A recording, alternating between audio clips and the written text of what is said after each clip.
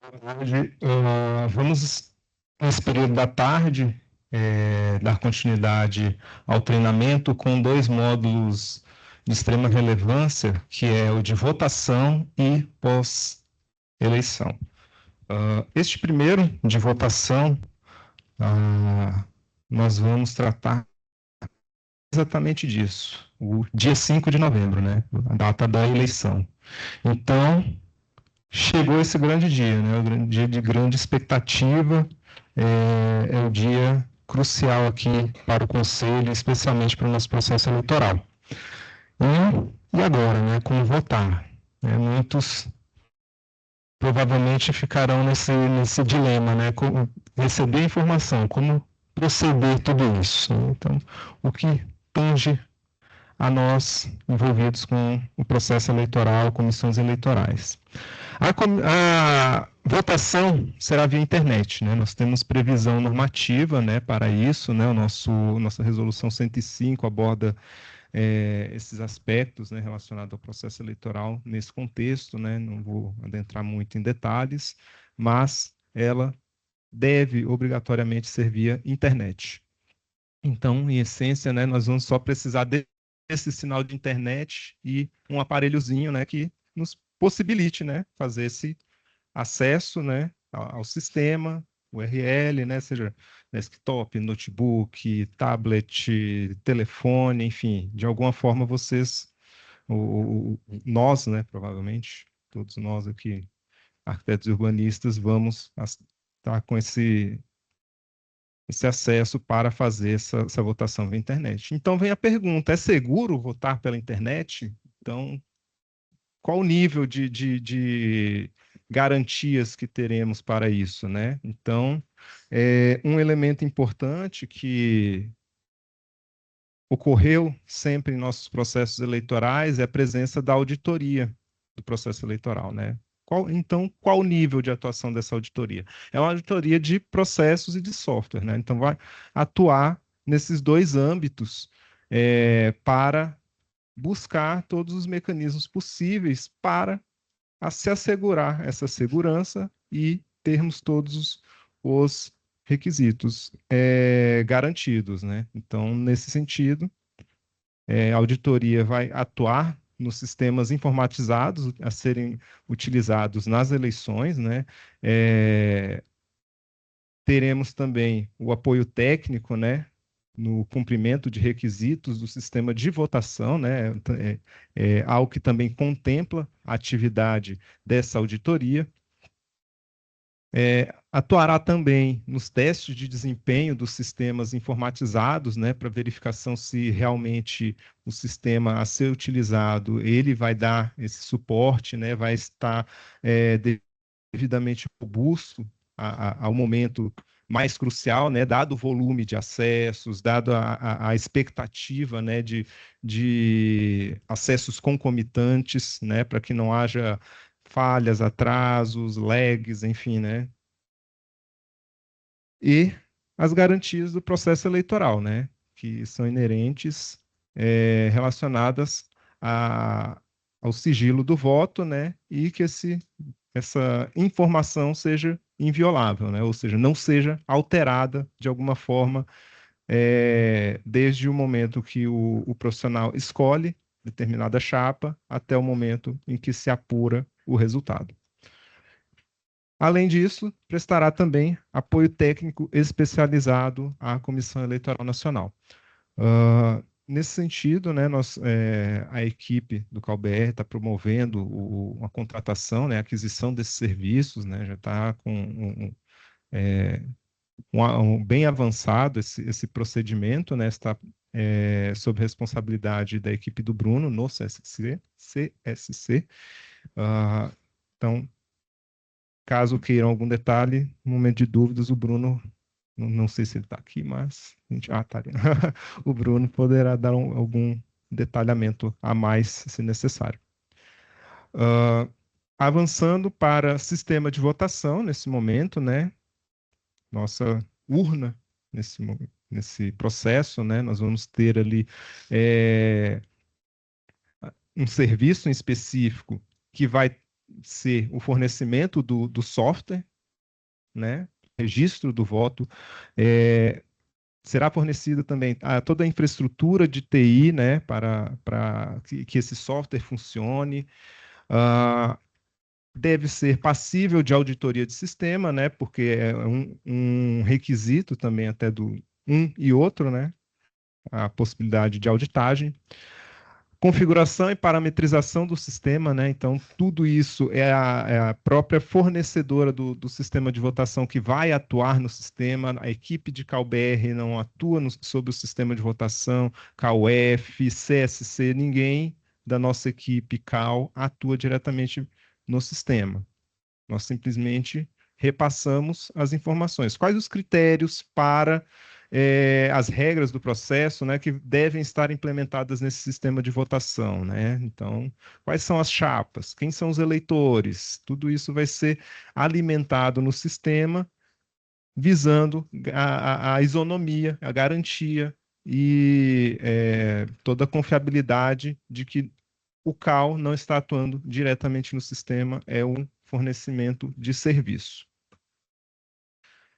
E, por fim, o registro de candidaturas eleitores, né? Então, todos esses registros vão estar colocados no sistema, né? Como informei, né? E, por fim, a apuração dos resultados, né? Ou seja, a extração de todos esses dados do sistema será realizado por essa fornecedora do sistema de votação. Pois bem, teremos aqui a Comissão Eleitoral Nacional que vai repassar essas regras para o procedimento de votação, né? Chapas deferidas, colégios eleitorais, tudo isso para, nesse momento, ainda na incerteza, né? Tribunal Regional Eleitoral de Tocantins ou um sistema contratado, né? Ainda estamos nessa fase. Então, esse sistema, munido das devidas configurações, parametrizações, é, é, terá todas essas informações e, mais à frente, o registro dos votos, para que, mais à frente, né, nós tenhamos aí todo o nosso processo eleitoral, a partir de 0 hora até 23h59 do dia 5 de novembro, pronto, apto ao recebimento dos votos. Um item que muito provavelmente vai compor o sistema de votação é o acesso via Gov. Sabemos que o Tribunal Regional Eleitoral dispõe dessa forma de ingresso, né, essa máscara de ingresso, e já em consulta da equipe, pela equipe do CSC, se observou que os sistemas privados também estão utilizando dessa plataforma de ingresso, né? Utilizar o Gov como mecanismo de acesso e garantia de que quem está acessando é realmente quem diz o ser, né? Ou seja, o profissional é realmente quem ele diz que é.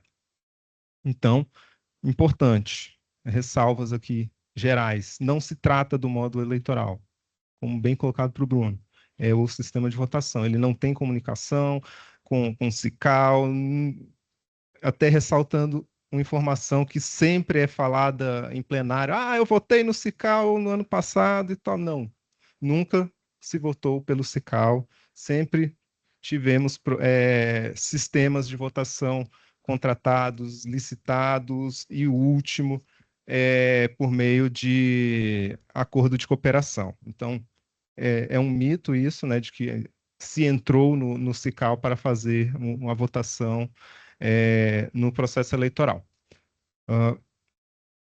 E um detalhezinho, né, para acesso ao Gov, o requisito que a comissão sempre impõe é o requisito mais básico ali de acesso ao sistema, né, à plataforma Gov, né, a conta nível bronze, justamente para favorecer esse acesso, facilitar, né, porque temos apenas 24 horas para votação, então essa cautela, esse zelo de também não exigir demais, né? De repente o profissional está ali com a sua conta Gov, por algum motivo teve o seu nível reduzido, né? Então, a ideia de se garantir esse acesso da forma mais facilitada possível. Então, em termos de votação também, até respondendo um pouco ali um dos primeiros slides, né? Toda a nossa equipe, a comissão eleitoral, tribunal ou software contratado, comunicação, CSC, vão trabalhar para identificar o nosso endereço de acesso, né? E mais à frente, a nossa assessoria de comunicação vai promover toda essa divulgação junto também da equipe da Comissão Eleitoral Nacional por todos os meios possíveis para divulgar o endereço correto, né, a URL de acesso surpresa nesse caminho. Então, vamos utilizar, né, das páginas do CalBR, o Portal Eleitoral Nacional, com todas as informações de acesso a esse sistema de votação. Aqui, páginas, né, capturas de tela, né, do Portal Eleitoral, no caso aqui de 2017, que desde então acho que foi o que, pelo menos o que temos de histórico, representou muito bem ali os procedimentos de voto, né? Então, a título de ilustração, a qualidade não está tão boa, mas acho que é possível ter uma noção aqui de como que é a dinâmica, né? Nós vamos ter as chapas, né, em ordem numérica, e a novidade desse ano é a possibilidade de designar um nome para essa chapa, né? E, além disso, as opções de voto, né? Válido quando é direcionado a uma chapa que está regularmente inscrita, nulo ou em branco, né? São são essas as possibilidades previstas no nosso normativo. E sempre que for clicado ali, por exemplo, branco e nulo, a gente exige que se surja um alerta ali de voto inválido, né? Ou seja, você não está votando diretamente em alguma chapa que está concorrendo no processo eleitoral. Ali a possibilidade, né, nessa tela de visualizar a composição da chapa, né, porque vou votar na chapa 1 ou 2, eu não lembro quem que eram os componentes dessas chapas, os candidatos dessas chapas, né, então ter essas informações é de extrema relevância, né, ter ali a identificação, foto, nome, currículo, tudo aquilo que já foi inicialmente cadastrado pelos candidatos no momento do pedido de registro de candidatura. Avançando, teremos ali uma confirmação de voto, né? Então, como nós temos ali diferentes processos eleitorais, para alguns, por exemplo, os coordenadores de curso vão votar não somente nas chapas no processo eleitoral estadual, mas também no processo eleitoral referente às instituições de ensino. Então, provavelmente ali vai ser sinalizado, né? Vai depender da plataforma, então, como isso vai ocorrer, né? Esses dois campos de voto, né? Para um processo eleitoral que é referente ao estadual e o segundo referente às instituições de ensino. E, ao fim, né, um extrato ali com as informações referentes ao comprovante de voto, né, que deverá ser disponibilizado ao final, né, um comprovante de voto ao fim do processo, que serve tanto para o profissional comprovar seu voto, quanto um registro de log no sistema, um evento do sistema que vai ser registrado, voto tal, né, enfim. E eu abro a palavra aqui nesse momento para o Rodrigo Capelato, né, que foi o nosso aqui maior membro de comissão eleitoral aqui na CENCAL-BR, né, em termos numéricos, né, já na sua quinta eleição, então para fazer uma explanação aqui sobre o dia da votação. Não, agora eu vou tentar ser rápido, que eu não vou buscar a memória, mas eu entrei nessa conversa na saída da minha primeira gestão como conselheiro federal, lá na gestão do Haroldo, na primeira gestão do CAL, quando o CAL era uma caixa, e aí desde então eu Cássia se lembra muito bem dessa época. Eu passei a compor a SEM, tanto na recomposição da presidência do Haroldo, depois na gestão do Luciano, a gestão da Nádia e a gestão da Patrícia. Então, eu acompanhei esse processo e fui entendendo como ele foi amadurecendo e como ele foi também o que tem acontecido com a nossa classe, né? Mas o que o Robson havia pedido para que a gente fizesse uma fala é de um dia específico, esse dia da votação, como que a SEM ela se comporta, né? Na verdade, é um dia que nós dividimos ele em 3 grandes etapas, que também se subdividem em 3 dias. O primeiro deles, para vocês terem uma ideia, é o que a gente chama de zerésima, né? É o dia que, na verdade, a gente analisa a urna e verifica que não há nenhum voto dentro dela antes de iniciar o processo. Então, ela é lacrada, esse processo é feito pelo coordenador da comissão. Geralmente, tem outras senhas, outras chaves que assinam o fechamento dessa urna. Então, ela é verificada, fechada e assinada por vários membros que não podem que só pode ser aberta com a senha de todos os membros. Então, ninguém pode acessar parcialmente a urna durante o processo. Primeiro dia, véspera de votação. No dia da votação, iniciando às 0 horas até às 53 horas às 23 horas e 59 minutos, eu já estou querendo fazer a eleição de 2 dias. Nós estaremos de plantão, mas a gente recomenda para que todas as comissões também estejam atentas durante todo o processo. Acontecem inúmeros episódios dentro do processo no dia da eleição, no dia da votação, perdão, inclusive, por exemplo, chapas que conseguem liminar para entrar no processo às vésperas da eleição. Então, assim, às vezes chega uma liminar que ele vai ser incluído na eleição ainda no dia da eleição. Então, a comissão tem que estar antenada, porque pode acontecer de algum juiz disparar uma liminar e ele ter o direito de compor a eleição naquele dia. Então, tem que entrar no sistema, colocar a chapa e a chapa vai concorrer. Tá? Então, assim, é tudo assim no desespero mesmo. Geral, não no dia, porque ainda não mexe no sistema, mas acontece assim, nos 45 do segundo tempo, chega uma liminar de uma chapa que estava impugnada, de alguma coisa que estava em processo, ele consegue o direito de participar, então tem que acompanhar tudo isso.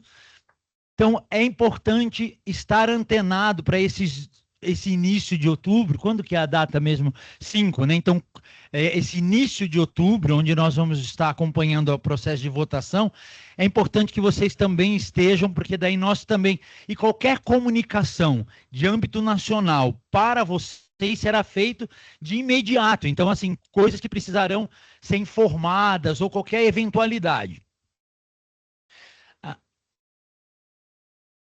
Novembro.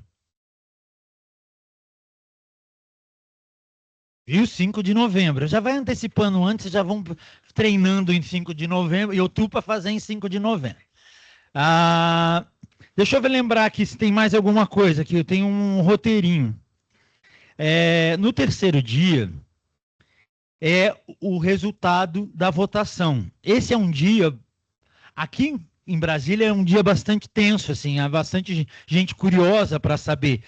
As comissões eleitorais são as primeiras a saberem os resultados finais. Nós vamos saber o resultado em nível Brasil, vamos repassando isso para vocês, nós temos que assinar toda a documentação, esse documento vai ser retirado, né, com o resultado dos votos, tem toda a questão da matematização para a composição dos plenários, depois disso, né, que o Robson vai explicar para vocês. Então, olha, com o término da votação, o resultado é extraído da urna, disponibilizado à auditoria, como ele já falou, para análise encaminhado aos membros da SEM. Então, ela é verificada, assinada toda essa documentação, ela é impressa, Então é um catatal assim, de documentos assinados pelo Danilo. Ah, não tem, isso não tem ali. Como nós acabamos de colocar, ainda o sistema está em aberto, né? Se vamos utilizar o sistema de Tocantins, do TRE Tocantins, ou de uma contratação, mas independente, nós que já tivemos as duas experiências, é um processo seguro e, de qualquer forma, passa por todos esses protocolos que eu estou explicando a vocês. O que é importante eu acho que assim, essa questão de plantonar esse intervalo do pré-votação e pós-votação é importante porque há uma centralidade de informações que vão circular, tanto daqui de Brasília para os estados. Então, essa é uma comunicação que será feita. Tão logo nós tenhamos isso tudo depurado aqui, nós vamos já disponibilizar para vocês, e aí vocês também farão as divulgações, e aí tem todo um procedimento dentro dos estados de vocês, para que vocês possam fazer a divulgação e aí proceder o término da eleição, pelo menos o término da votação, né? Ainda. Mais alguma questão que eu me lembro aqui? Deixa eu ver. O cálculo dos eleitos, que o Robson vai explicar direitinho a matemática.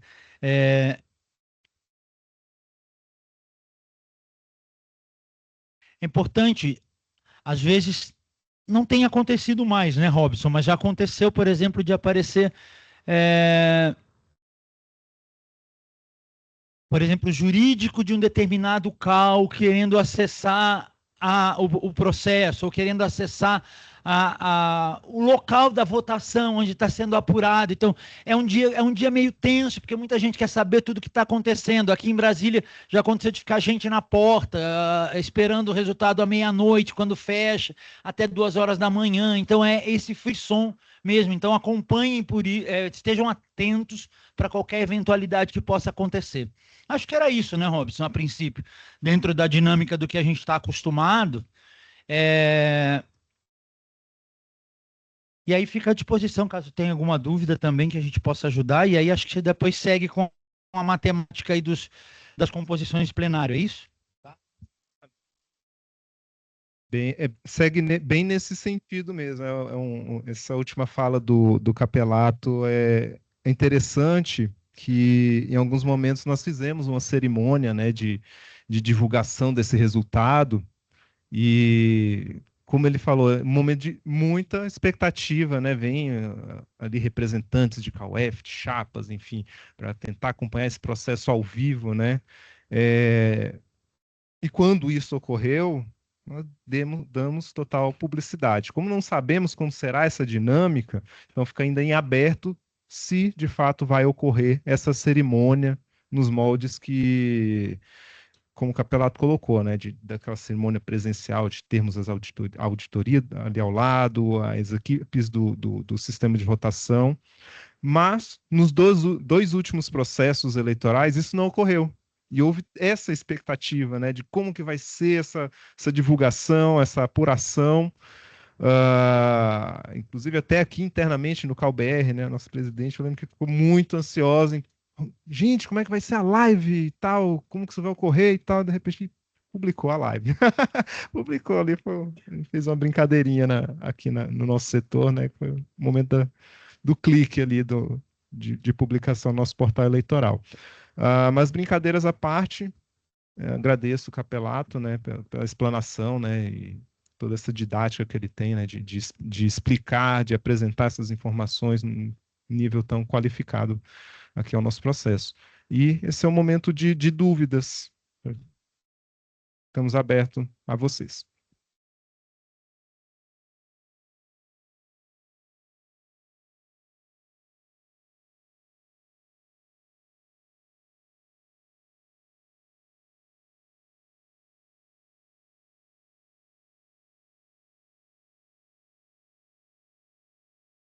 Boa tarde. Agora é minha vez de queimar minhas fichas.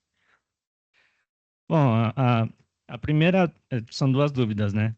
A primeira, no caso, é se tem alguma orientação de contingência caso ocorra do sistema cair no dia da eleição, porque se eu não me engano, acho que na última eleição teve instabilidade no sistema no dia da votação, e isso foi alvo de muito questionamento. Em São Paulo foi alvo de dezenas de denúncias só por causa disso.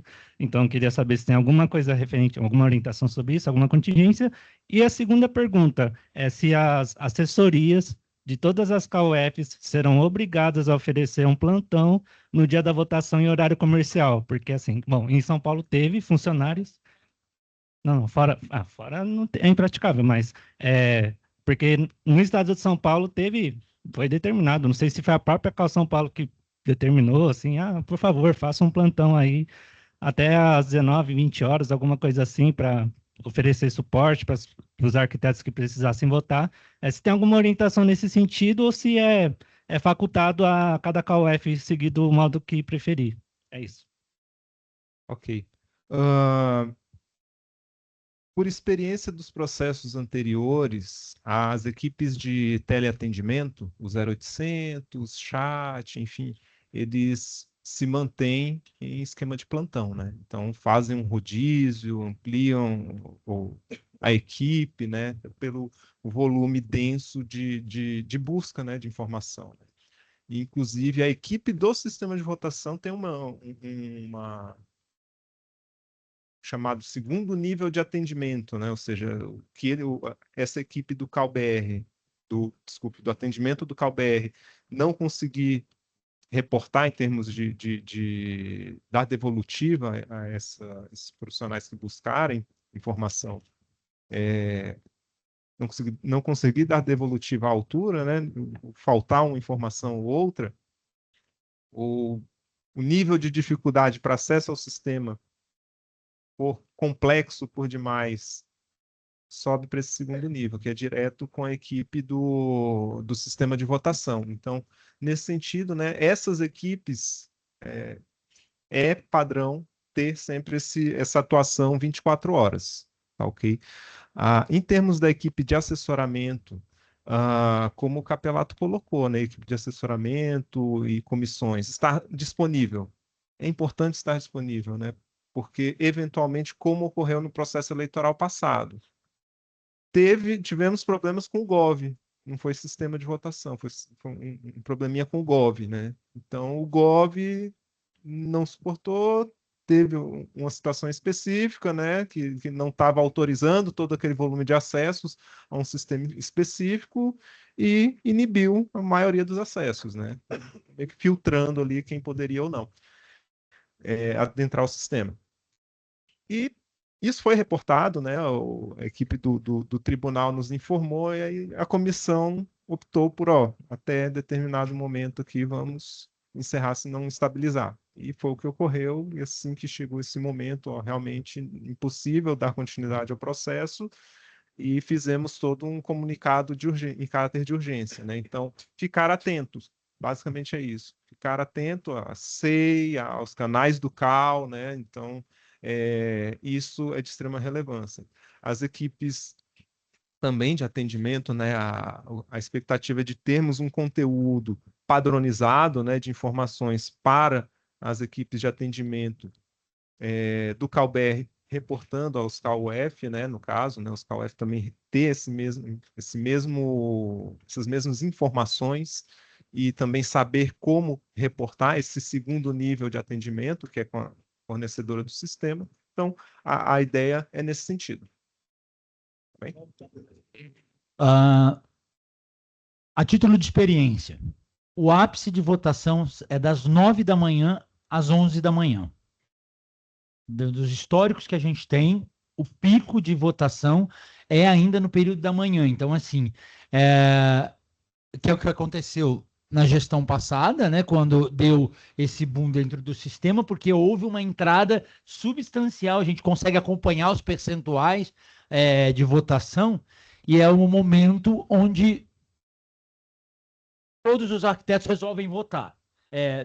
De manhã começa aquele burburinho, aí vamos votar, e aparece assim, tipo, eu vou fazer uma tentativa, vou entrar lá e vou fazer. Depois, para ele entrar de novo à tarde, ou seguir na noite, por isso tem acompanhado, dentro do histórico, isso tem acontecido com frequência. É pela manhã, até mais ou menos 11, meio-dia, é o ápice de votação da eleição do CAL.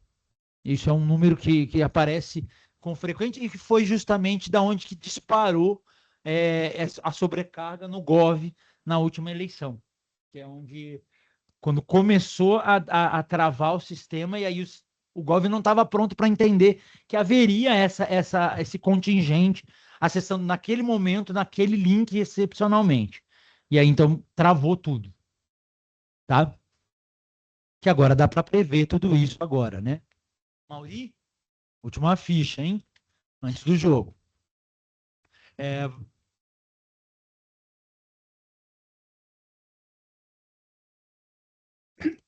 O que eu, então, eu entendi o seguinte: é obrigatório que tenha nos CAUs o F um grupo durante todo o horário do dia da votação com força de plantão, até meia-noite, vamos falar. Ou não? Isso é uma pergunta. Outra pergunta que eu queria escrever, não está bem dentro, mas só para confirmar é o seguinte: todo todo o cálculo que vai ser feito do colégio eleitoral é determinado, é feito pela a SEM e ela comunica aos CAUs UF, de cada um.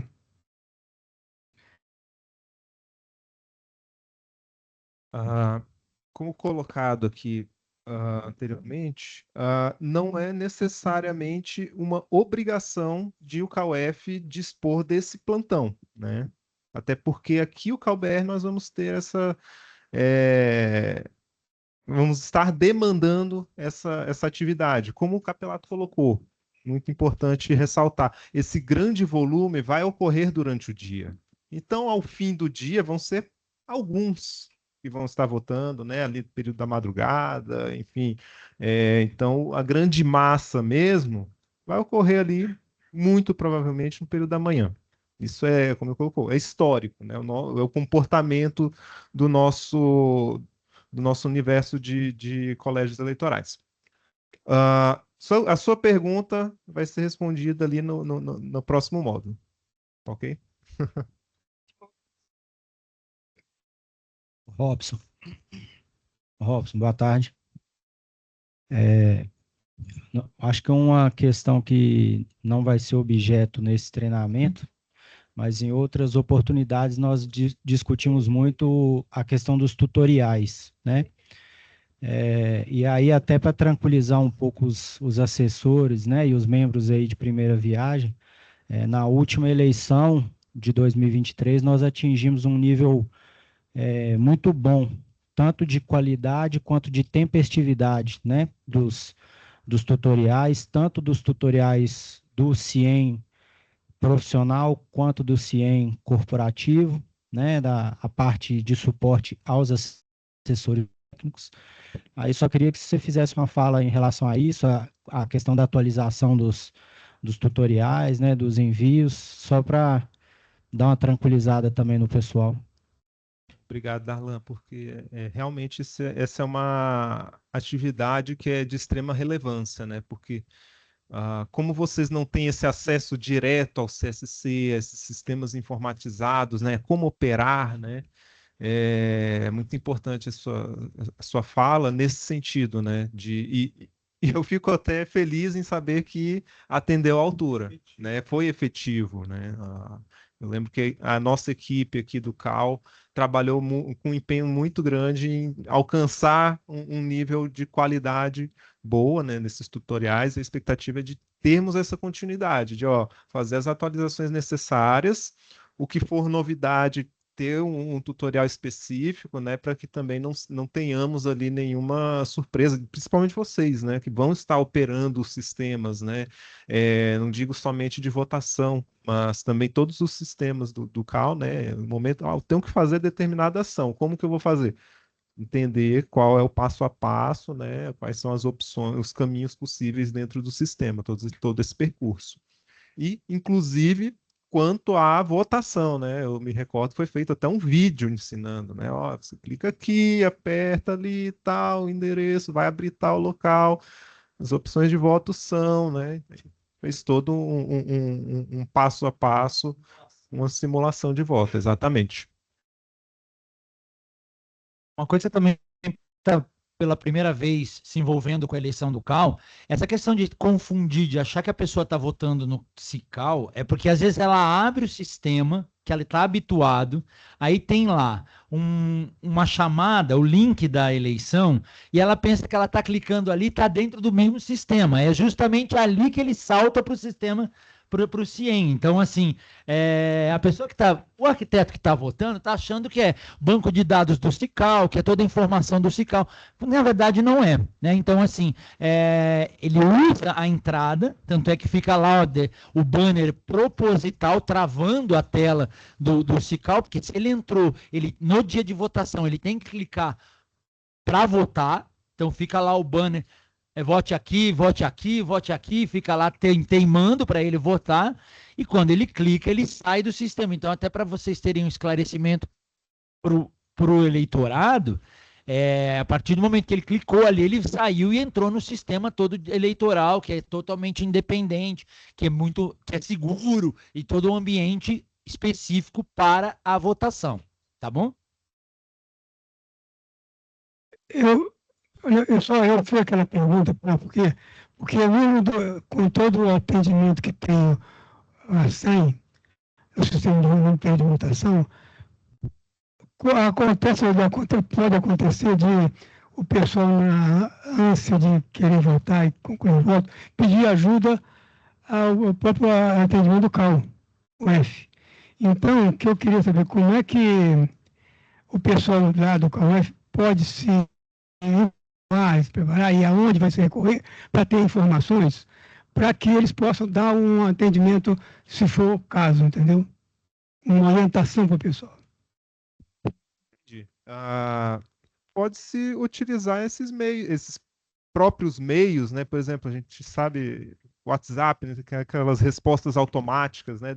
Depois de determinado horário. Então, se de repente o CAL utiliza um WhatsApp para atendimento, já passou aquele horário, né? Ó, se for um assunto referente à eleição, busque o número tal, né? Ou o site tal do CAL-BR, né? De teleatendimento, que lá vai ter um atendimento adequado. Se não for esse caso, né? Aguarde que no próximo dia útil sua demanda aí vai ser atendida. Então, acho que nesse sentido, né, de orientação, acho que o principal é isso, deixar o profissional informado no momento que ele, de alguma forma, buscar esse serviço.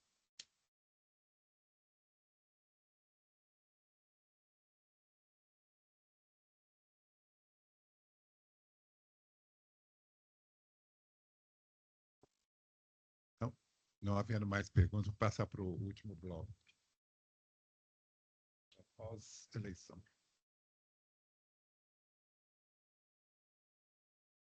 Então, avançando aqui, né, tinha alguns slides ali na sequência que era só de complemento, então vamos para o pós-eleição.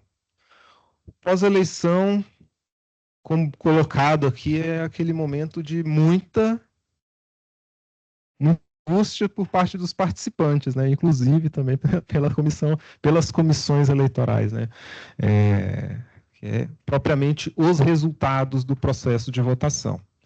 Então, esse resultado das eleições, ele é regido ali pelo artigo 93 do Regulamento Eleitoral em termos de procedimento, né? Então, nós vamos ter ali a apuração desses dados brutos, o cálculo dos eleitos, né? Que vai remeter ali desde o artigo 32 ao 23, a divulgação da relação nominal dos eleitos, né? Então, vamos ter também essa divulgação. E essa divulgação é importante pelo seguinte sentido: se abre o prazo para impugnação do resultado das eleições. Então, é um ponto que o doutor Eduardo havia colocado, né? Esse procedimento de como é realizado esse cálculo é o fator de motivação né, ou para a apresentação dessas impugnações. Por exemplo, então, né, nós vamos ter ali, buscando aí um pouco a realidade de vocês mais próxima, né, uma concorrência ampla de chapas que vão estar concorrendo, e o extrato que vai ser publicado é próximo disso, um total de vagas, total de votos recebidos por cada uma das chapas, um total de votos em branco, total de votos nulos, né? Então, a própria empresa que faz essa apuração já divulga com todas essas informações, né? Os totais percentuais e os totais válidos. Então, a título também ilustrativo, coloco aqui um resultado das eleições de 2020, né? Para vocês verem, talvez não esteja um tamanho adequado, né? Mas é essa carinha que sai em todo o processo eleitoral, do que sai da urna em todos os processos eleitorais, né? Quanto cada chapa recebeu em termos totais, quantidade de votos em branco, votos nulos, tudo isso é registrado pelos eventos ali do sistema, né? E a própria auditoria consegue promover essa verificação, né, dos códigos, para ver se está tudo adequado, se está tudo conforme, né? Então, é essa carinha. Esses resultados chegam até a Comissão Eleitoral Nacional, que, na sequência, promove os devidos cálculos para que se identifique quais são os eleitos. E, nesse sentido, nós vamos ter o seguinte, né? No CAU-BR temos uma eleição majoritária para os conselheiros que são representantes das unidades da federação, né? Ou seja, a chapa que receber maior quantidade de votos será considerada eleita. Então, temos esse contexto e temos o que, em alguns momentos, uma proximidade do que se chama eleição paritária, né? Ou seja, para as eleições dos representantes das instituições de ensino, né? Ou seja, em cada UF, né, vai ter um peso equivalente em termos de voto, que é esse resultado, né? Cada UF corresponderá a um voto nesse processo eleitoral em específico. Mas vai ser feita uma apresentação bem rápida para vocês, apenas a título ilustrativo, para que vocês não tenham aí um desgaste, até porque, em termos de tentar entender esse processo eleitoral, porque ele é de nossa competência, da Comissão Eleitoral Nacional. Até por isso, nós sempre recomendamos que sempre que surgiu uma dúvida por lá, recomende entrar em contato com as equipes de teleatendimento, que elas vão estar devidamente informadas sobre esse processo eleitoral e os mecanismos de contato com a Comissão Eleitoral Nacional. E no CAU-F nós teremos, né, o resultado do plenário mediante eleição proporcional, né? Ou seja, o número de eleitos é obtido por uma relação proporcional conforme a quantidade de votos da chapa, né? Então vai seguir ali determinada proporcionalidade. Então, nós temos o seguinte, né? O cálculo dos eleitos para essa eleição específica no CAU-F, né? O primeiro item a ser observado é a cláusula de desempenho, né? Então, é um fator que pode, a gente brinca aqui, limar as chapas que não tiverem uma quantidade mínima de votos, né? Isso vai depender muito aí da quantidade de concorrentes em relação ao seu desempenho no processo eleitoral. Eu digo a quantidade de concorrentes porque isso pode variar, né? Em determinado ponto, porque nossa regra geral é o alcance dos 20% dos votos válidos para os CAU-F com até 10 mil profissionais. Na sequência, se nenhuma dessas chapas alcançarem esse quantitativo mínimo de votos válidos, esse percentual é reduzido para 15%, e da mesma forma, se nenhuma das chapas concorrentes alcançarem esses 15%, o percentual é reduzido para 10%, né? Então, assim, é uma possibilidade muito pequena de isso ocorrer. Para que isso ocorra, nós teríamos ali que, por exemplo, nesse primeiro 20%, ter uma concorrência aí de mais de 5 chapas no processo eleitoral e ser um processo muito equilibrado. Então, essa é uma situação que fizemos os cálculos, realmente é muito difícil de ocorrer, considerado o nosso histórico, né? E temos também a hipótese para os CAUEF que possuem mais de 10 mil profissionais registrados. Então, o percentual mínimo para esses CAUEF será de 15% dos votos válidos, sendo reduzido para 10%, caso nenhuma das chapas alcance esses 15%. E passamos, então, para o passo 2.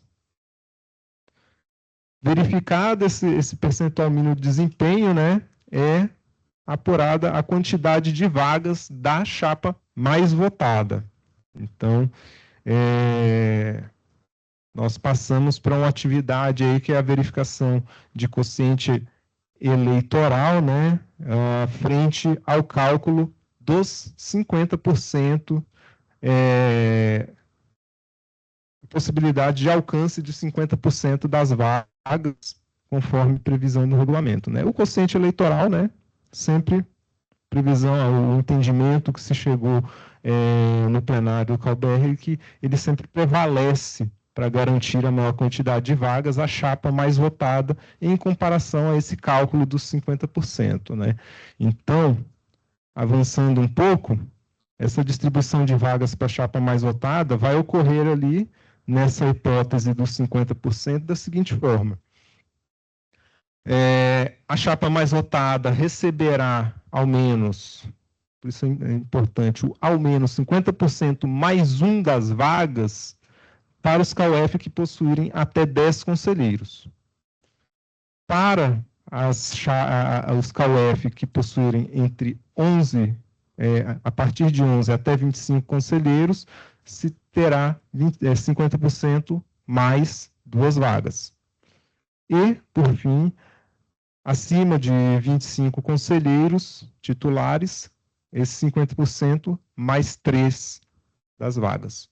E um detalhezinho, né, que os CAUEF com número ímpar de vagas, né, esse 50% ele é arredondado para mais, né, para cima, né. Então, nós vamos ter, por exemplo, pegar o menor quantitativo, que é 5 vagas, né, em plenário, então seria ali 2,5 mais 1, então se teria 3,5, e o arredondamento seria o quarto, né, então teria 4 vagas essa chapa mais votada no plenário de menor porte em termos de conselheiros titulares. Então, avançando, né, nós temos o cálculo ali da distribuição de vagas às demais chapas. Como que ele é feito, né? Ele segue aquele cálculo proporcional ali do quociente eleitoral, que também vai ser aplicado para a chapa mais votada. Então, eu vou explicar ali um pouco esse processo do quociente eleitoral para que vocês tenham essa noção de como que ele é elaborado, para que na sequência possam acompanhar o resultado que a SEM fará a divulgação. Mas o que é o quociente eleitoral? O quociente eleitoral é o resultado da divisão do número de votos válidos apurados das chapas regularmente registradas que atingirem o percentual mínimo de desempenho pelo total de vagas de conselheiro titular a preencher em cada plenário do CAUEF, desprezada a fração. Então, esse é um conceito que consta do regulamento eleitoral, artigo 1º, parágrafo 1º também, se não me engano, e o inciso eu não me recordo. Mas o dispositivo é este.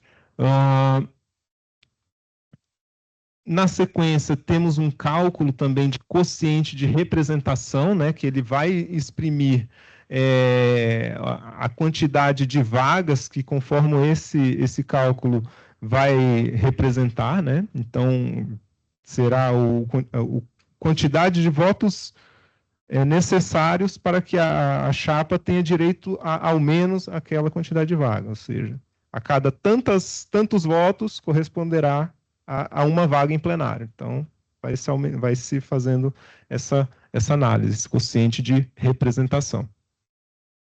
E que é ali, ó, a conceituação, né? O resultado da divisão do número de votos válidos recebidos por uma chapa pelo quociente eleitoral desprezado da fração. E, ao fim de todo esse procedimento, temos o cálculo, a distribuição de sobras, né, que é previsto no artigo 34, parágrafo 5º. Isso, né, que essa distribuição de sobras, a previsão é que ocorra sempre para, todas essas sobras ocorram para a chapa mais votada. Então, vamos partir para um exemplo, né?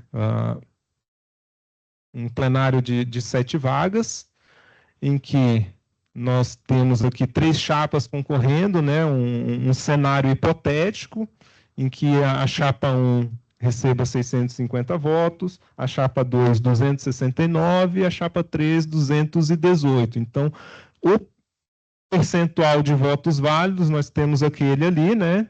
Com toda essa distribuição, já dá para observar que a chapa 3 não atingiu os 20%. Então, ela já está fora do processo de composição do plenário. Então, a sequência, né? Nós vamos ter essa análise, né? Ó, a chapa 3 não atingiu essa cláusula de desempenho. Então, procedemos a análise desse quociente eleitoral, fazemos esse cálculo, né? Votos válidos divididos pelas vagas em plenário. Então, temos esse resultado, né? O somatório de votos direcionados à chapa 1, somado com os votos da chapa 2, dividido pelo total de vagas em plenário, que é 7, resulta 131. Então, desprezada a fração, né? 131 é a quantidade de votos mínimos para a obtenção de uma vaga. Então, vamos para o resultado disso, né? O quociente de representação. Pegamos esse total de votos válidos recebidos pela chapa, né? Dividido pelo quociente eleitoral. Então, a partir disso, nós temos esse cálculo que identifica a quantidade de votos recebidos pela chapa. No caso aqui, a chapa 1 recebeu 650 votos, dividido pelo quociente eleitoral, ela vai ter direito ao mínimo a 4 vagas. E a chapa 2, né, tem 269 votos, dividido pelo quociente, direito a 2 vagas. E temos a continuidade desse cálculo, né, que é ali as vagas não preenchidas, né, que são distribuídas unicamente à chapa mais votada. Então, a chapa mais votada vai receber, além desses 4 votos do quociente de representação, mais um, que é essas vagas não preenchidas. Que totaliza ali, procedendo esse mesmo cálculo, né, para a chapa 2, nós vamos observar no somatório final ali o total de 7 vagas no plenário. Mas esse é um cálculo que nós vamos fazer. Temos o segundo cálculo para observar qual a metodologia que vai ser aplicada para identificar o que vai ser mais favorável à chapa mais votada. Então, temos aqui a análise dos 50% mais 1, né, que é aplicado ao plenário, no caso, né, com até 10 conselheiros. Lembrem que aqui, no exemplo, é um plenário com 7 conselheiros, né, 7 vagas. Então, por ser um número ímpar, né, 7 vagas, né, temos aí esse valor do cálculo final, né, arredondado para cima. Então, ali, 7 vagas, 50%, 13,5, né? Então, 50% mais 1, temos ali o total de 5 vagas, mais esse arredondamento do meio para cima, 50% mais 2, né? Então, 5 vagas ao final. E a chapa 2 ficaria com 2 vagas. Esse foi um exemplo em que ambos os resultados, comparativamente, ficaram iguais.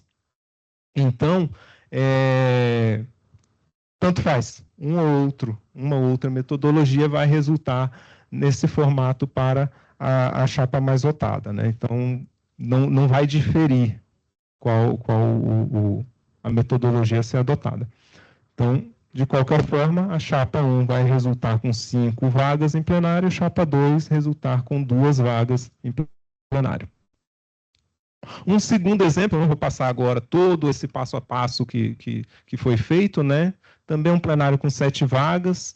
Nós temos aqui o nosso procedimento de cálculo, né? Identificamos o quociente eleitoral, 181 é o quociente, né? A quantidade de votos a ser recebido para formar uma vaga em plenário. Chegamos ao quociente de representação, ambas as chapas alcançaram valores similares ali no quociente de representação, né? Distribuição das vagas não preenchidas, resulta ali em 1 a mais para a chapa mais votada. Então, ali, por esse cálculo, a chapa 1 ela receberia 4 vagas e a chapa 2, 3 vagas. Pela metodologia aplicada, essa metodologia inovadora de 50%, né? Esse plenário ali, ele vai ter essa classe dos 50% mais 1, então o resultado ali, ele vai ser, por essa metodologia dos 50%, mais benéfico à chapa. Então vamos considerar essa metodologia para esse exemplo. Então ficou nítido aí que a chapa ela vai ter esse favorecimento, né, com a aplicação desse cálculo, por ela estar ali numa situação em que o alcance da quantidade percentual de votos válidos não alcançou os 50%, ela vai ser favorecida. Então, se aplicará essa metodologia dos 50%. Avançando para um terceiro exemplo, nós temos um plenário de 14 vagas, esse quantitativo de votos, né? A aplicação dos quocientes, no caso eleitoral 271, quociente de representação aplicado, temos essas vagas. Vou passar mais rápido aqui a partir desse momento para também não tomar muito tempo de vocês, porque a metodologia é igual, né? Então nós temos ali essas vagas ali, chapa 1, 7 vagas, chapa 2, 4, chapa 3, 3 vagas, e aplicação dos 50%, no caso aqui, 14 vagas em plenário, entra no procedimento de 11 a 25 conselheiros, 50% mais 2. 50% mais 2. Então, os 50%, 7 vagas, mais 2, e 1, que é o cálculo referente ao quê? A aplicação do quociente eleitoral apenas para essas duas chapas, né? Então, o nosso regramento aborda esse nível de detalhe, né? Se concluído após a conclusão do cálculo dos 50%, as demais chapas têm a sua quantidade o cálculo de número de conselheiros vai depender da aplicação desse quociente apenas para essas demais chapas. No caso, chapa 2 e chapa 3, né, feito o cálculo apenas entre elas, né, vejam que o quantitativo de percentual de votos delas é muito próximo, então isso foi expresso na quantidade de votos nesse cálculo e se resultou nisso. Realmente é um cálculo chato de fazer, já era chato de fazer, agora ficou ainda mais chato de fazer. Bem complicadinho, cheio de nuances.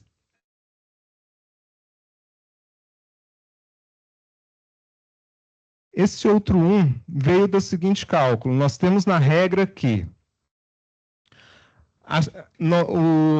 nós procedemos esse cálculo dos 50% mais 1 em plenário, né? Fazemos, no caso, 50% mais 2 em plenário, ok. A regra fala de ao menos, né? 50% mais 2. Depois nós fazemos o cálculo, a aplicação do quociente eleitoral, que é exatamente esse mesmo cálculo que é feito aqui, apenas para essas duas chapas. Então, nós fazemos essa análise de quociente eleitoral e quociente de representação especificamente somente para essas duas chapas. Ou seja, pegamos os votos válidos da chapa 2 e da chapa 3, aplicamos um quociente eleitoral, vai resultar num determinado número, e a partir dele nós obtemos o quociente de representação. Só a diferença que ocorre aqui é que o resultado das sobras não vai para nem essa chapa, nem para essa segunda chapa, nem para a chapa 2, nem para 3. Ela vai para a chapa o quê? Mais votada, que é a chapa 1. Por isso é o 1 que tem a mais ali. Tá ok? Para a chapa mais votada.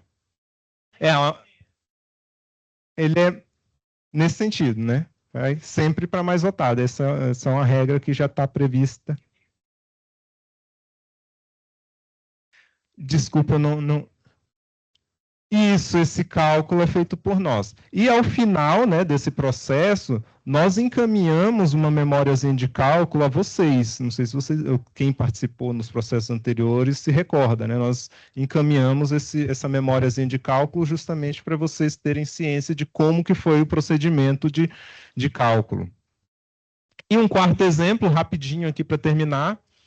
Esse vai ser interessante. Olha só esse plenário também de 14 vagas. Eu optei por colocar um quantitativo igual, né, de 14 vagas, um cenário diferente, apenas com duas chapas concorrendo, né, até para vocês visualizarem isso com maior facilidade.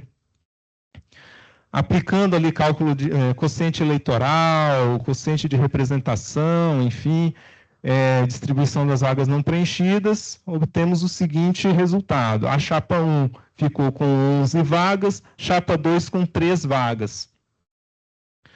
Então, esse é o resultado pelo quociente eleitoral. Agora, pelo o cálculo dos 50%, né, nesse caso também, ali, por se manter 14 vagas, né, o 50% mais 2, nós temos ali 50%, 7 vagas, mais 2, 9 vagas. E a chapa 2, ela não tem com quem fazer a análise do quociente eleitoral. Então, ela receberia todas essas outras vagas. Por quê? Porque ela, nesse caso, seria uma chapa única, entre aspas, né? nesse cálculo. Então, ela recebe todas as vagas. Então, o quociente eleitoral, nesse cálculo, ele é mais benéfico para a chapa. Então, ela vai receber 11 vagas em plenário. A chapa mais votada, e a segunda chapa receberá 3 vagas. Então, o que observamos é que a chapa mais votada ela vai ser sempre beneficiada para tentar uma tentativa de garantir a governabilidade. Esse é o entendimento que o plenário traz. Isso, a maioria em plenário, né?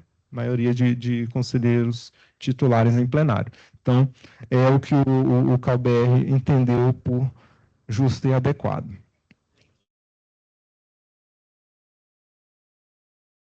Sim. Capelato me pediu para fazer a explicação aqui de como que ocorre essa distribuição dessas vagas, né? Então, vamos fazer agora. Vamos lá. O que ocorre? Nós vamos ter a relação de eleitos, né? Relação de eleitos, plenário do CalBR, no caso, né? Vamos ter uma vaga de conselheiro titular, plenário de CalUF, 7 vagas de conselheiros titulares. Para a chapa 1, no caso, né? Se não me engano, esse exemplo é do exemplo 1. Né? Exemplo com 7 vagas em plenário, 5 vagas para uma chapa, 2 vagas para outra chapa, né? Então, vocês se recordem que o conselheiro federal eleito é sempre o da chapa mais votada. Então, chapa 1. No nosso exemplo aqui, vai ser o Adalberto e os representantes da chapa 1 serão 5 primeiros da lista ordenada. Então, vocês farão, no momento do pedido de conclusão do pedido de registro de candidatura, vocês vão fazer uma publicação razoavelmente parecida com essa, né? Com essa relação de conselheiros federais, respectivo suplente, lista sequencial ali das candidaturas e os respectivos suplentes. Então, ali, Frank, Saul, Antônio, Jéssica e Daniel são os eleitos da chapa 1. E os eleitos da chapa 2? vão ser os primeiros da lista, né, nessa mesma sequência. No caso, Gustavo e Patrícia, né, e os respectivos suplentes. Então, a composição de eleitos, né, nós teremos o seguinte: Adalberto, chapa 1, federal. Na sequência, nossa divulgação será Frank, Saul, Antônio, Jéssica, Daniel, chapa 1, e os dois primeiros representantes da chapa 2, Gustavo e Patrícia. Então, essa é a composição final do plenário, né, que será divulgada no dia posterior às eleições. Então, vejam que a SEM vai ter trabalho. Essa é a composição, né? E temos também a eleição de representantes das UFs para o cálculo aqui desculpe, temos aqui o cálculo de eleitos do CalBR, né? Então, já passei por ele, né, nessa explicação, né? As candidaturas são por UF, os eleitos serão os candidatos que integrarem a chapa que obtiver maior número de votos nas eleições de cada UF. Eu acredito que eu fiz um vacilo aqui de não ter colocado antes desse slide que acabei de apresentar. Mas é isso, né? Já havia sido explicado. A sequência, cálculo de eleitos para o CalBR, em específico, a eleição de representantes das instituições de ensino, né? Um detalhe importante a ser observado: essas candidaturas são nacionais. Então, tenham sempre isso em mente. O candidato que é representante de uma IES do Norte, ele vai concorrer nacionalmente com todos os demais candidatos de outro estado. Exatamente. Se fizerem uma leitura corrida do regramento, vai parecer complicadinho esse processo. Mas ele, para nós, como a gente já teve uma discussão prévia sobre essa matéria ainda 2 regulamentos atrás, então a gente já tem mais ou menos uma noção de como isso funciona, e será no seguinte formato. A primeira etapa, né, esses coordenadores eleitores votarão nas chapas concorrentes no âmbito das respectivas UF. Ou seja, as candidaturas são nacionais. Então, os coordenadores de Sergipe, por exemplo, vão votar no âmbito de Sergipe, na chapa 1, chapa 2, chapa 3, independentemente da origem desses coordenadores. No Acre, vão votar também chapa 1, chapa 2, chapa 3, da mesma forma. Cada UF vai ter um resultado, ou seja, um mais votado por UF.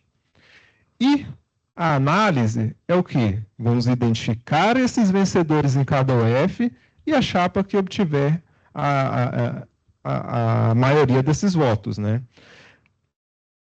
Então, nesse sentido, a segunda etapa será uma análise do resultado, né, em que cada UF vai corresponder a um voto, utilizei a terminologia da resolução, né, um voto, e o somatório desses votos por UF, nós teremos o resultado da eleição, né? A chapa eleita será a que obtiver a maioria absoluta de votos estaduais, considerando todos esses 27 UF. Então, essa totalização vai ser um somatório 27. E, havendo empate, será considerada a chapa vencedora, a chapa com maior somatório de votos individuais, né? Uma totalização nacional, e de empate decidir-se-á por sorteio público. Então, é esse o regramento. E, tentando, assim, simplificar, vamos dizer assim, né? Essa eleição para representante de IES nada mais é do que o seguinte, pensando de uma forma extremamente reduzida, uma competição, e fazendo ali um paralelo, uma competição escolar em que cada sala escolhe um vencedor e ganha quem sair vencedor, né, em maior quantidade de salas, né, ganhar mais salas nessa competição, ele se torna o campeão. Então, é um paralelo, uma tentativa aí de esclarecer o processo. E o que seria a impugnação desse resultado? Vai ser a contestação desse cálculo, né, que resultou a relação de eleitos, ou seja, quem quiser contestar vai ter um trabalho muito grande. Vamos lá. Quem são os legitimados nesse processo? Qualquer arquiteto urbanista registrado no CAL. E qual fundamentação deve ser apresentada? Exclusivamente os critérios de distribuição proporcional das vagas, previsto no artigo 34 e 35 do Regulamento Eleitoral, e o sistema federativo de apuração, que é o artigo 33, especificamente eleição de conselheiros representantes das IES. E, na sequência da apresentação dessa impugnação, abre-se um prazo para alegações pelas partes interessadas. Quem são essas partes interessadas nesse processo? São as chapas concorrentes no processo eleitoral. Ou seja, se alguém contesta o resultado na eleição de Alagoas, por exemplo. Então, as chapas de Alagoas podem, após essa impugnação, apresentar suas alegações para a manutenção ou concordância com essa impugnação, né, que será a sua análise na sequência do julgamento da impugnação do resultado das eleições.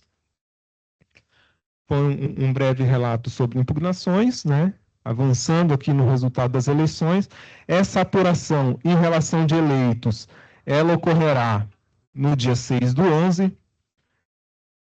Então, abre-se o prazo aí para impugnações, um período para desistências, né? Nesse período do dia 9/11 até 17 de dezembro. Então, mais à frente, teremos o resultado com os eleitos homologados, dia 24 de novembro. E, avançando mais um pouco, a publicação no Diário Oficial e sites eleitorais no dia 27 de novembro. Nós teremos aqui que todas as comissões dos estados, vocês, comissões eleitorais dos CAUF, todas as 27, deverão aprovar os respectivos relatórios conclusivos no dia 20, aprovar e enviar à Comissão Eleitoral Nacional até dia 26 de novembro. Essa é uma data relevante.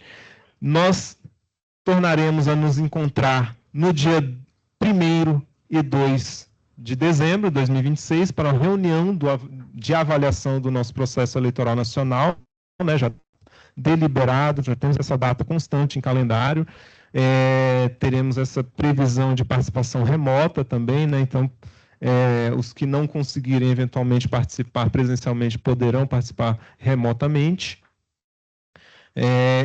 Assim, CalBR, a partir das informações dos relatórios das comissões estaduais e das discussões na reunião de avaliação do processo eleitoral, elaborará o seu próprio relatório em âmbito nacional, né, um relatório conclusivo nacional, a ser aprovado na sequência, vejam ali, dia 1º e dia 2, reunião de avaliação, dia 4, a Comissão Eleitoral Nacional tem que aprovar, ou seja, já faz a reunião já na sequência, com tudo fresco em mente.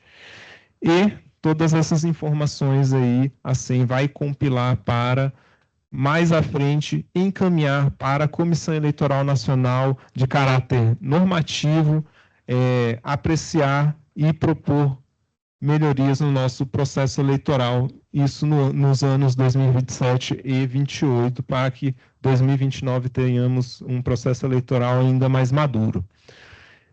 Isso no período de avaliação do processo eleitoral. Mais à frente temos aí, período para diplomação e posse. Dia 27 de novembro é o prazo máximo para divulgação no Diário Oficial da União. Então, nós teremos aí a publicação dos eleitos, a relação nominal, titulares e suplentes de todos os eleitos, e período para diplomação de 7 a 16/12, né, a ser promovido pelas comissões eleitorais dos CAUF. Isso, cada um desses eleitos vão ter que apresentar os nada constas de tribunais de justiça, nada contas de tribunais de contas, estar adimplente com as suas obrigações pecuniárias, comprovação de declarações de cotas, né? Ou seja, vão ter aquele procedimento ali de banca de heteroidentificação e tudo mais, né? Já foi bem explicado. Né? Essas certidões negativas devem ser apresentadas até o dia 4 de dezembro, né, para viabilizar a análise pelas comissões estaduais, né? E, mais à frente, temos o período de posse perante o plenário do CAUF dos concorrentes na eleição do respectivo conselho, né, do CAUF, e é o momento em que esses respectivos eleitos vão ter que apresentar ali as declarações de bens no modelo TCU, né? Vejam que o modelo se manteve, né? O TCU não fez atualizações desde então, e fazer a comprovação de adimplência com obrigações pecuniárias. Aqui no CalBR, segue essa mesma dinâmica, porém a data é fixa. Dia 18 de dezembro é a data de posse desses candidatos eleitos. Por isso, é importante vocês observarem o seguinte: o requisito à posse que tem correlação com vocês é a diplomação, ou seja, se não for diplomado, o candidato não é empossado. Então, como o conselheiro federal é diplomado pela Comissão Eleitoral do CAUF, é importante a observância disso. Esse prazo limite do dia 16 de dezembro, para que no dia 18 seja viável a posse do conselheiro federal aqui no CalBR. Muita atenção. O conselheiro federal não é empossado no CAUF. Já fizeram isso no passado, né? CAUF diplomando o conselheiro federal. Então, ele foi convocado aqui pela nossa equipe e o conselheiro falou: não, mas eu fui empossado lá no CAUF. Então, foi nulo. Então, vocês têm que orientar adequadamente para as equipes que trabalham com plenário nesse sentido. Posse de Conselho Federal é CalBR. E esses documentos de diploma, termos de posse, previsão de emissão no SICAL. E se o eleito não obtiver alguma dessas certidões no prazo especificado, né, nós vamos ter aí essas certidões negativas, né, com previsão de entrega até o dia 14 de dezembro. Se eventualmente esse eleito não conseguir obter essas certidões, ou seja, não é ele que está dando causa a obtenção dessa certidão, né, uma eventual falha de sistema, algo nesse sentido, o que vai ocorrer? A situação da diplomação precária. Mantém-se esse mesmo prazo, né, a CEUF, no mesmo prazo ali de 7 a 16, vai promover a diplomação em caráter precário, né, ou seja, ela vai ter que está cobrindo ali, né? Um ato de expedição do diploma sem o preenchimento das exigências regulamentares por motivo justificado e alheio à vontade do candidato eleito, sujeito à homologação definitiva após o atendimento das exigências pendentes, ou seja, a comissão vai ter que estipular um prazo para que o eleito possa apresentar essas declarações ainda em tempo, né? Ou seja, vai ter que analisar, qual que é o prazo razoável. Se de repente ele falou, olha, eu me lembro que no Rio de Janeiro tinha uma situação de que não era sequer o Tribunal de Justiça, era o Tribunal de Justiça que expedia as respectivas certidões negativas. E nesse sentido, no processo passado, quase a totalidade dos eleitos foram diplomados precariamente.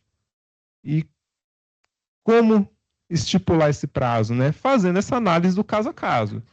Poxa, esse é um caso que vale a pena ter um quantitativo em dias bem extenso, porque realmente estava afetando um grande volume de pessoas, foi noticiado, teve uma notícia sobre o caso, né? Enfim.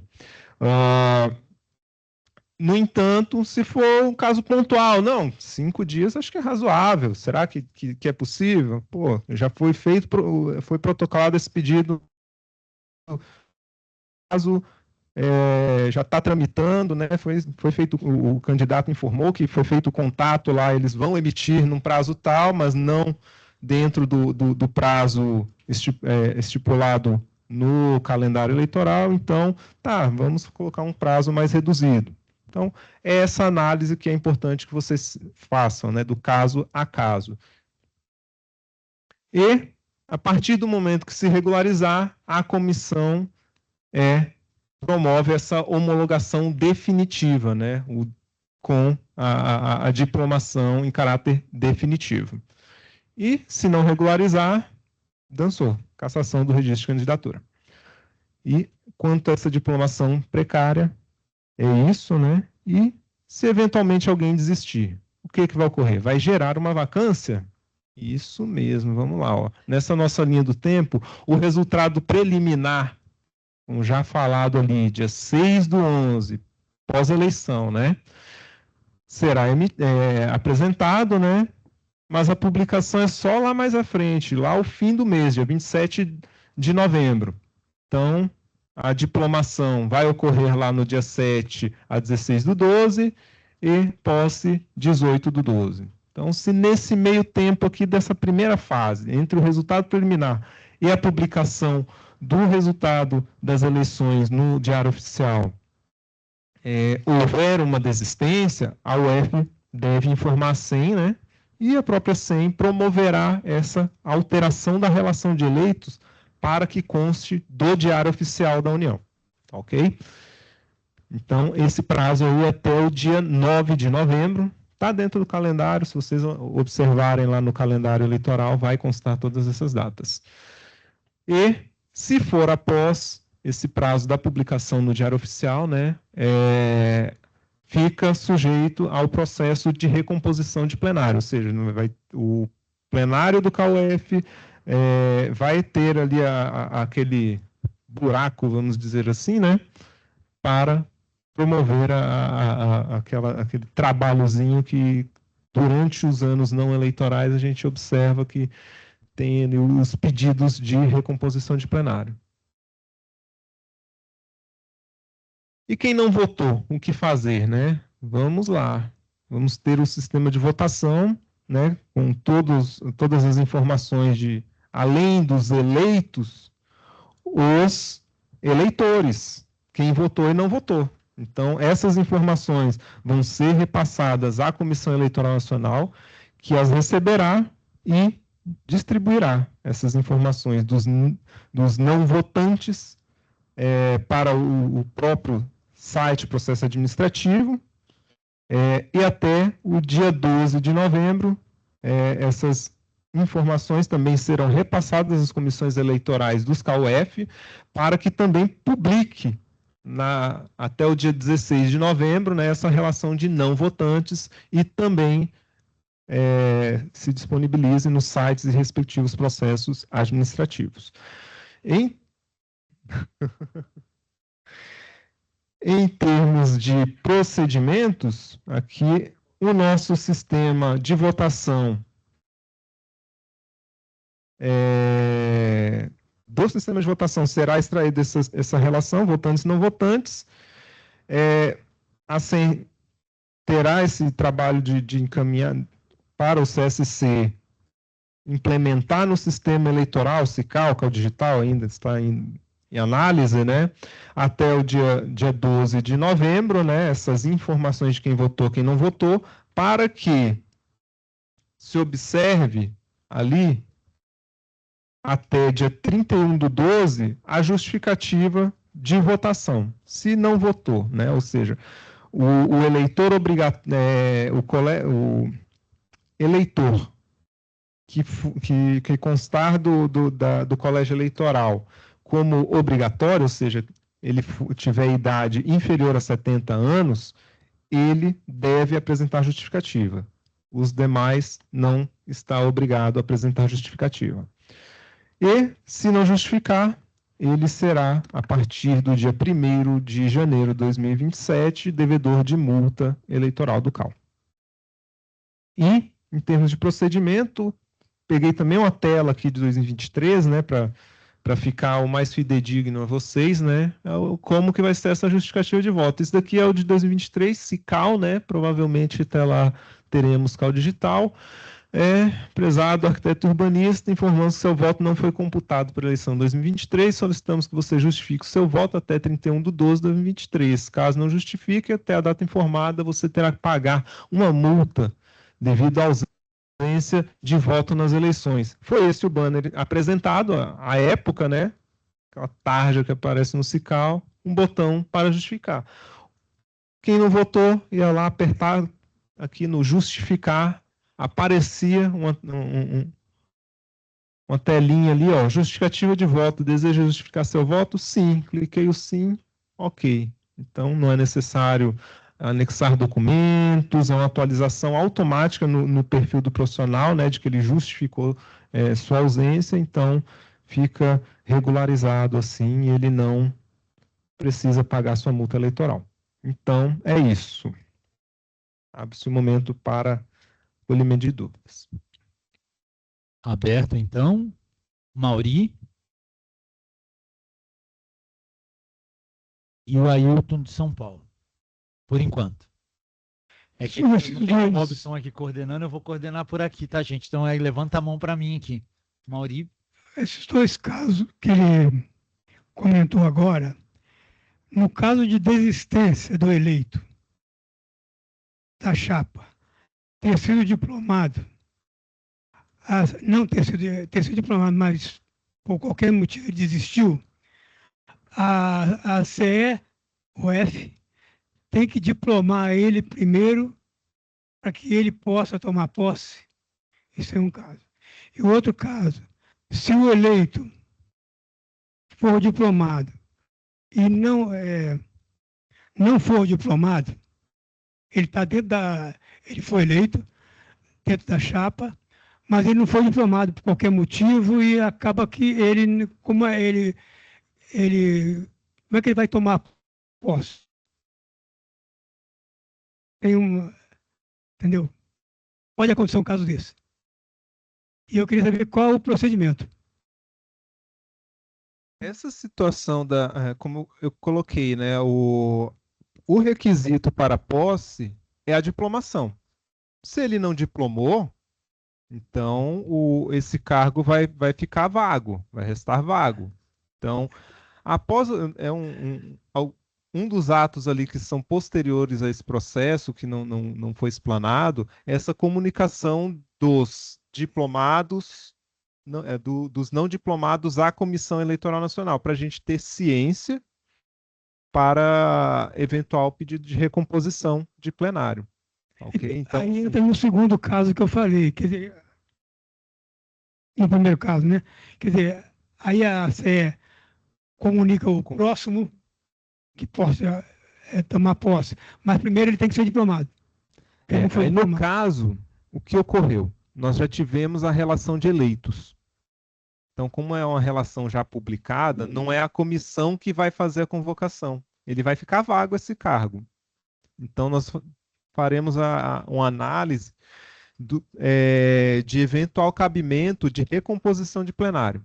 Aí é um capítulo ali que provavelmente muitos de vocês nem leram, que é um procedimento chatinho que vamos observar se o titular e respectivo suplente não estão ocupando o plenário. Então, aquele cargo fica vago.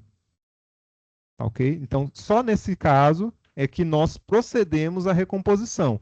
E é um procedimento que envolve a Comissão Eleitoral Nacional e o plenário do CAL-BR fazendo o deferimento desse pedido de recomposição. A partir do deferimento do pedido, a Comissão Eleitoral Nacional promove um chamamento, né, se tiver essa competição no CAUF, né, 2 chapas concorrendo ao menos, para chamar o próximo da lista. Se não houver, entra num processo de eleição extraordinária, ou seja, se for chapa única, né?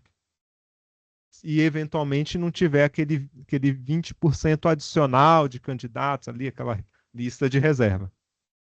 Cada caso aí vai ter que ser analisado individualmente. Mas tudo isso vai envolver a SEM nesse processo. A Comissão Eleitoral Estadual nunca vai atuar autonomamente.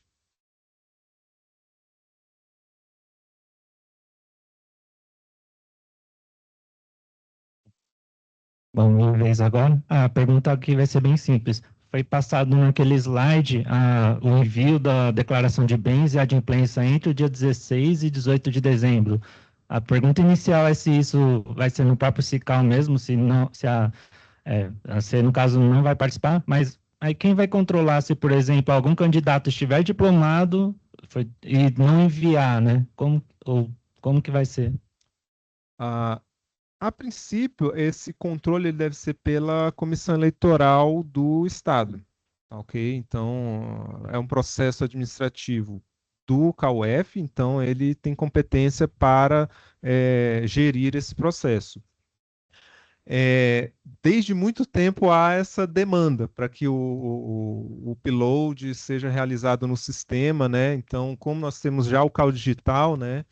Aí, para entrar em produção, que se chama aqui no âmbito das equipes do SICAL, né? Ou seja, entrar em funcionamento a todos os nossos profissionais, a equipe do CSC vai avaliar se vai produzir ou não, né? Tendo em vista que nós temos aí uma série de outros módulos aí também previstos para entrar em vigor.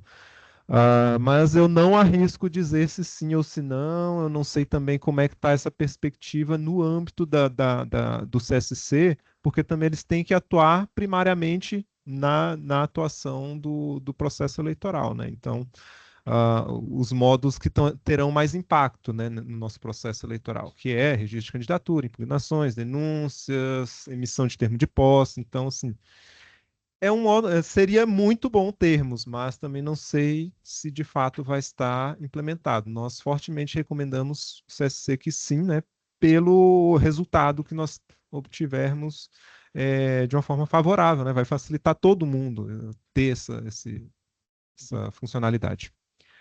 Então, só para acrescentar, assim, será permitido o conselheiro eleito enviar esses dois documentos antes do dia 16 do 12? Ou ele necessariamente tem que enviar entre o dia 16 e 18? Eu tenho um entendimento que já foi aplicado em processos eleitorais anteriores do seguinte: para as eleições em que não houver contestação do resultado, entendo plenamente razoável, né, que se promova a diplomação até antecipado, né, ao período que está no calendário eleitoral, né? Até por uma questão de organização interna, né? Já pedir desde antes, né? Para agilizar todo esse processo. Principalmente, a gente observa isso principalmente nos CAUs que tem um grande volume de eleitos, né? Exemplo, São Paulo, Minas, enfim, todos esses aí de grande porte que realmente é uma análise documental extensa, né? Eu me recordo aí de períodos que a equipe realmente relatou muito sofrimento nessa análise de documento, recebimento, enfim, né? Bem complexo. Então, entendo super pertinente, né, e adequado esse recebimento quando não houver contestação do resultado. Então, se não há qualquer perspectiva de alteração do resultado, a meu ver, é razoável já antecipar todos os atos pertinentes.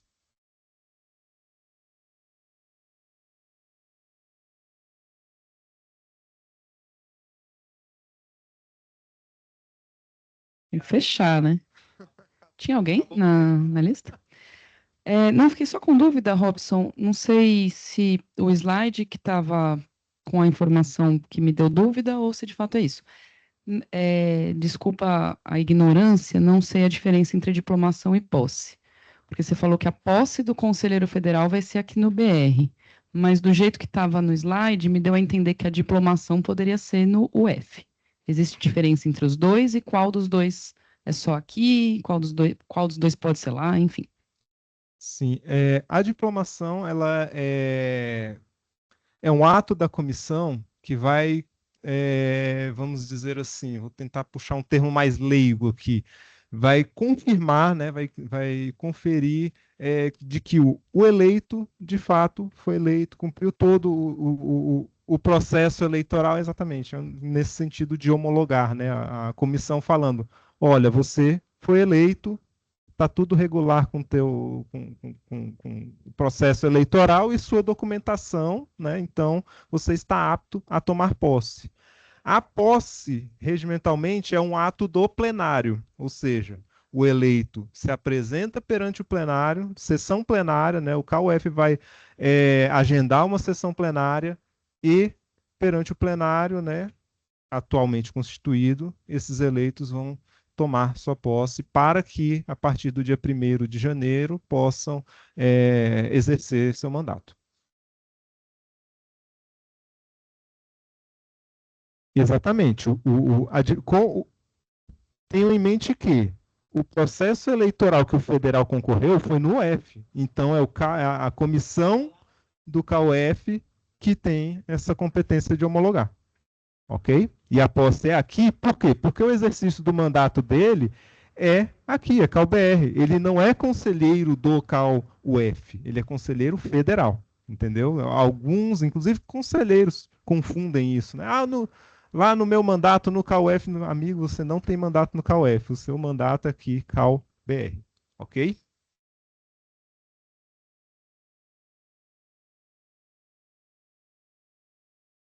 Coordenador, acredito que vencemos no horário, ó, cumpri com minha promessa.